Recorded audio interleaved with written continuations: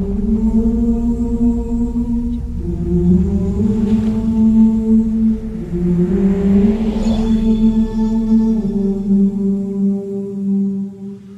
علیکم ورحمۃ اللہ وبرکاتہ۔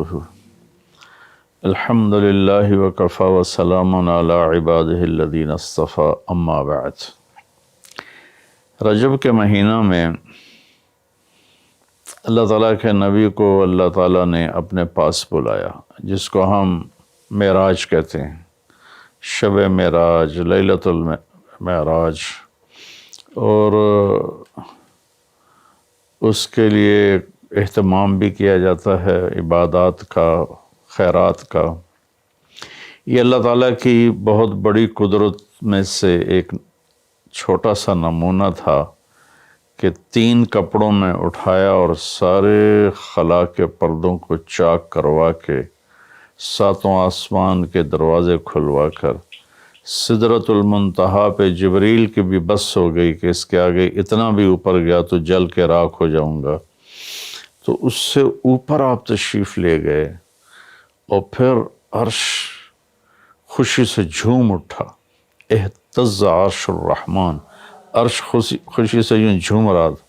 خوشی میں انسان بے خود ہو کر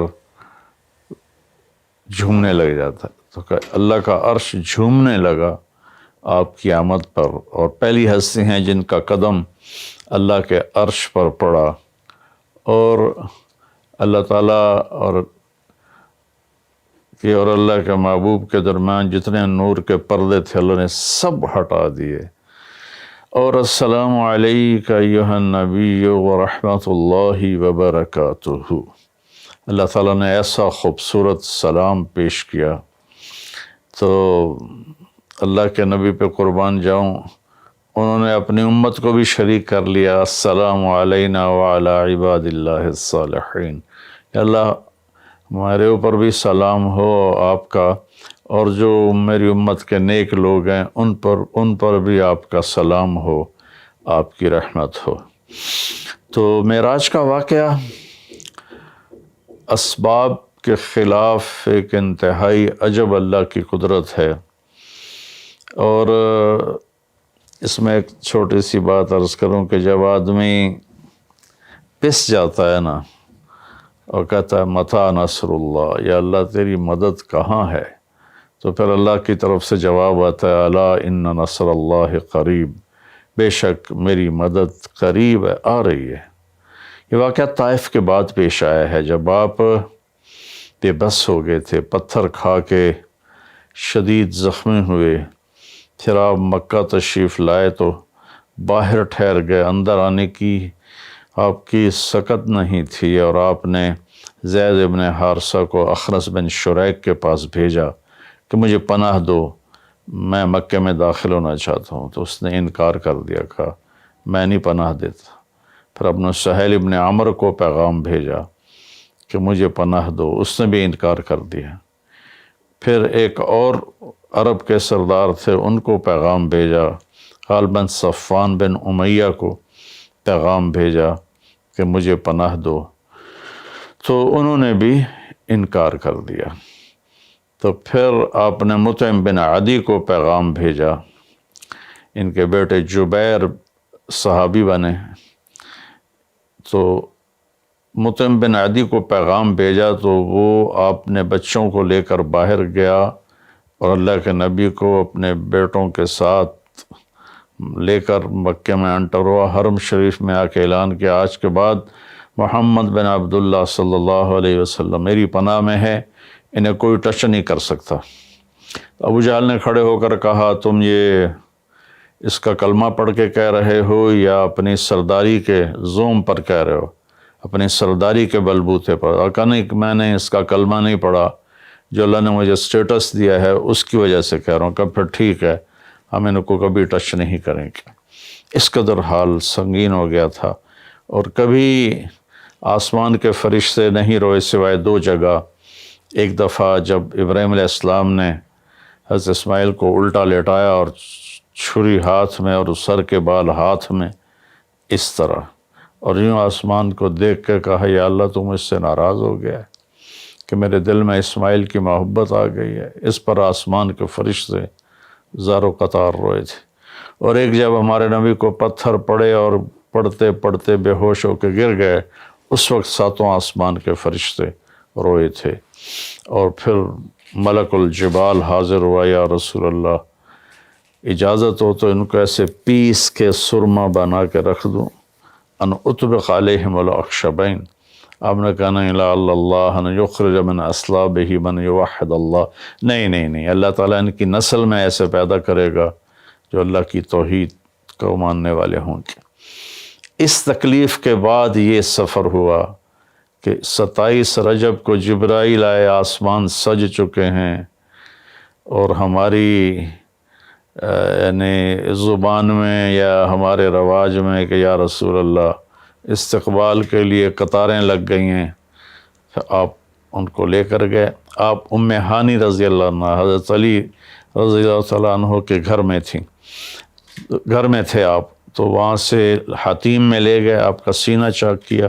دوسرے فرشتہ وہ پانی لایا زمزم کا، اس سے آپ کے سینے کو صاف کیا، پھر دل باہر نکالا، اس کو چیرا، اس سے صاف کیا، اور پھر دوبارہ دل کو رکھ دیا، سینے کو بند کر دیا۔ اب یہ سارا کچھ اپنے ہوش میں دیکھ رہے تھے۔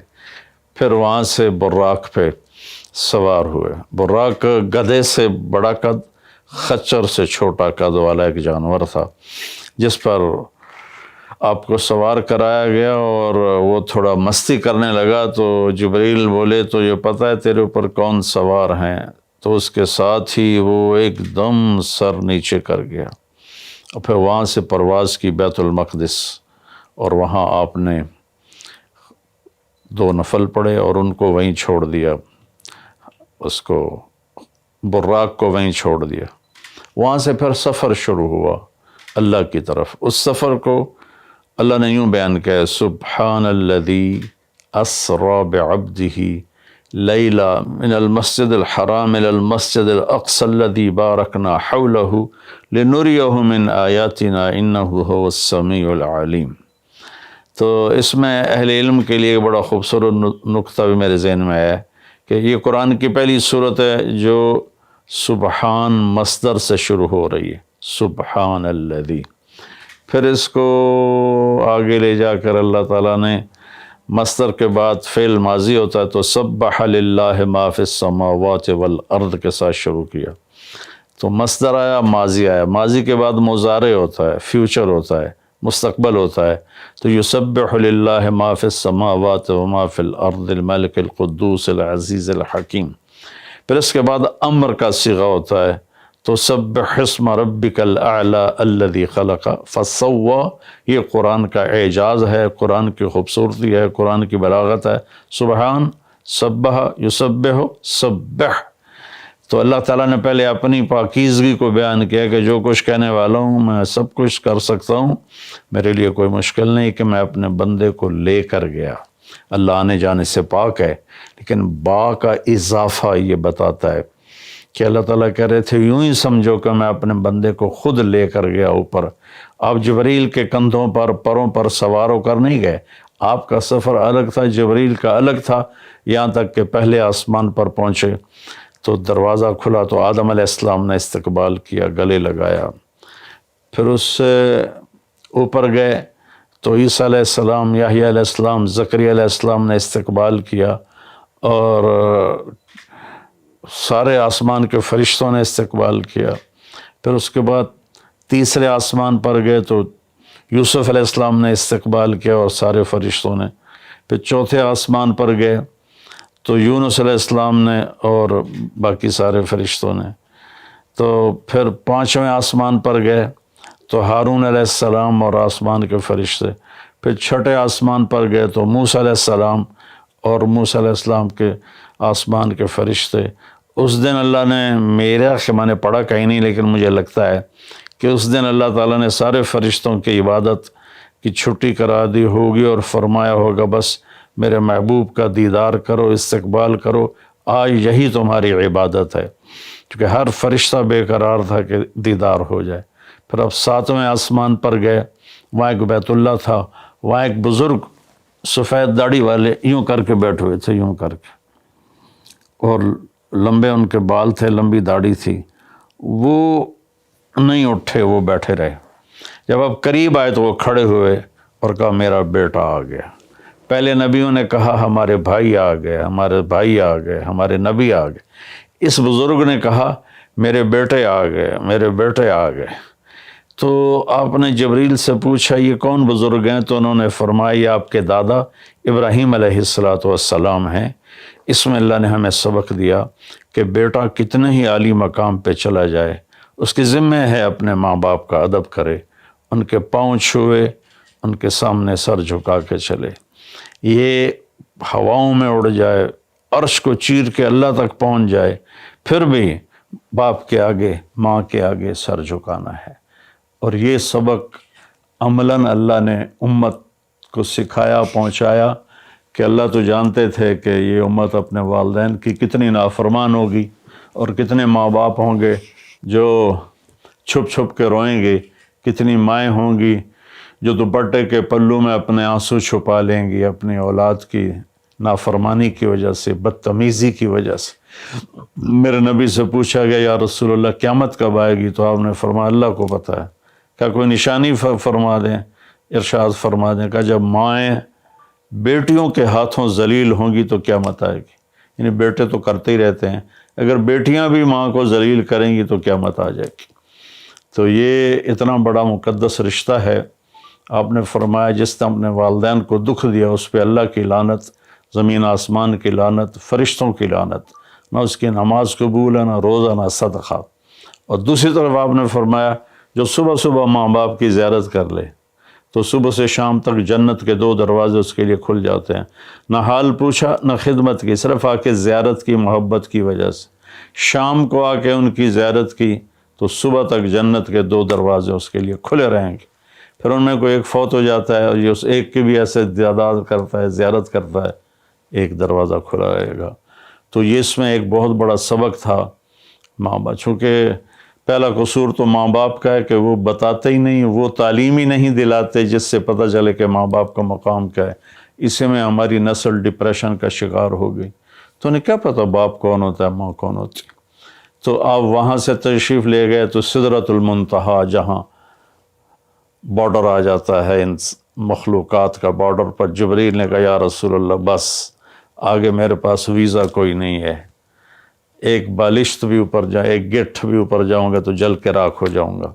تو اللہ نے ایک تخت اتارا، اس سے اپنے محبوب کو بٹھایا اور وہ گئے بلندیوں کو چیرتے ہوئے، اس نے عرش پر جا کر لینڈ کیا، آپ اترے اور میرے اللہ تعالیٰ نے کہا ثم دنا فتدلی فکان قاب قوسین او ادنی۔ اللہ تعالیٰ نے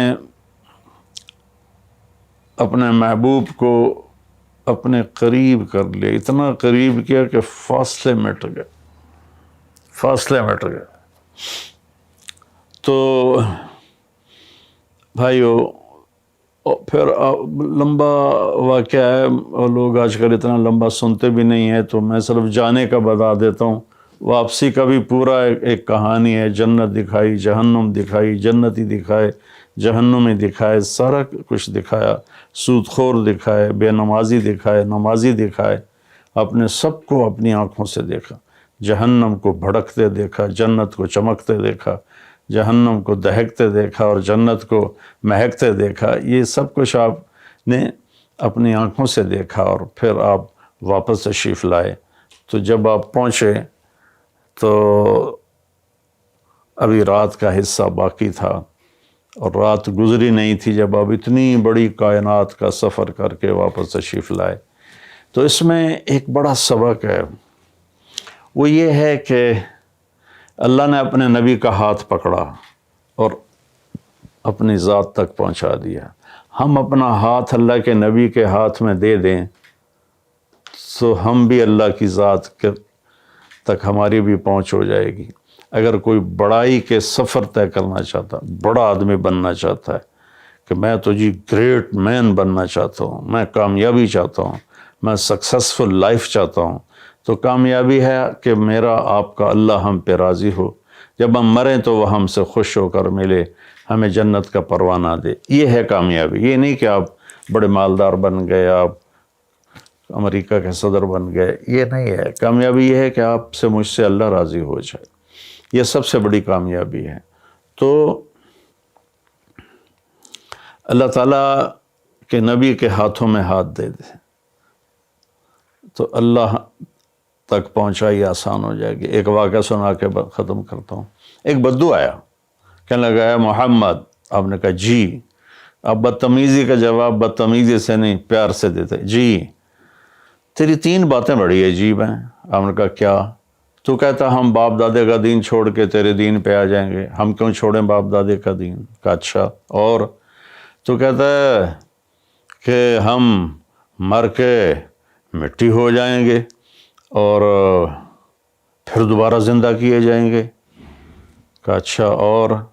تو کہتا ہے سورے عرب کو تیری امت فتح کر لے گی، ایران اور یورپ کو بھی تیری امت فتح کر لے گی۔ تو یہ کیسی بچوں والی باتیں کہا، ان کو روٹی نہیں ملتی اور یہ سنا رہا ہے ان کو کہ اس سے کیسر اور کسرا 2 بڑے بلاک تھے اس وقت۔ تو آپ نے مسکرا کے فرمایا انشاءاللہ تیری عمر لمبی ہوگی، تو دیکھے گا کہ سارا عرب و عجم میرا کلمہ پڑھے گا، پھر تو دیکھے گا کہ سارا عرب و عجم یہاں مدینہ ڈھک کے آئے گا، اور پھر تو دیکھے گا کہ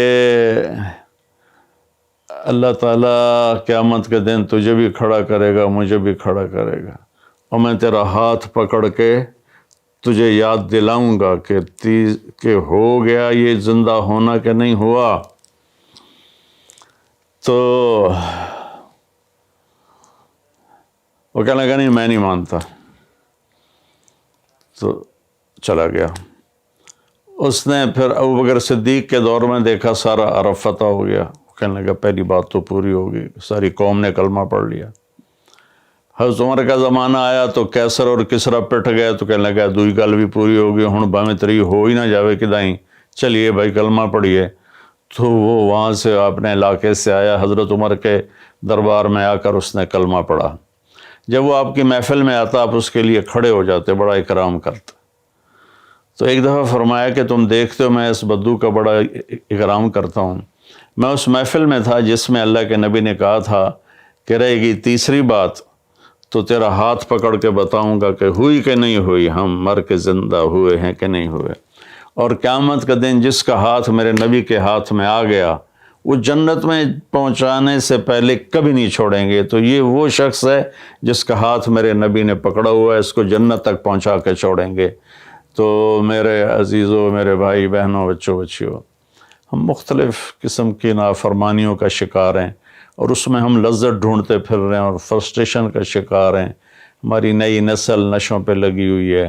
اللہ کے واسطے سب سے ہاتھ چھڑا کر اللہ کے نبی کو اپنا ہاتھ پکڑا دو، آپ کو یوں پکڑیں گے اور اللہ پاک سے جا کر ملا دیں گے، اور فرشتے بھی آپ پر رشک کریں گے۔